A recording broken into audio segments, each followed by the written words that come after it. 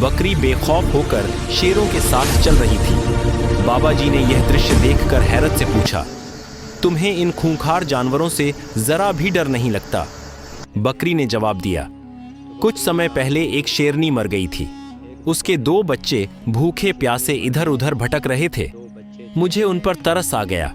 मैंने उन्हें अपने बच्चों की तरह दूध पिलाया।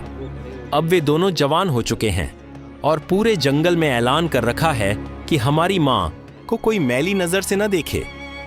बकरी की यह बात जब पेड़ पर बैठे कबूतर ने सुनी तो उसने सोचा, काश मैं भी कोई ऐसा काम करूं कि मेरा नाम इज्जत से लिया जाए। अचानक जमीन पर उसे एक जख्मी सांप नजर आया।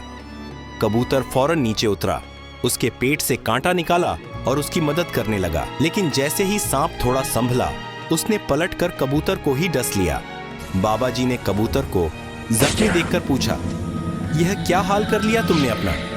कबूतर बोला, मैं बकरी की नेकी से प्रभावित होकर सांप की मदद करने गया था, मगर उसने पलटकर मुझे ही डस लिया। बाबा जी मुस्कुराकर बोले, अगर नेकी ही करनी थी तो किसी शेर के बच्चे से करते।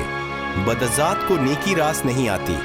एहसान उन पर करो जो एहसान का मतलब जानते हों।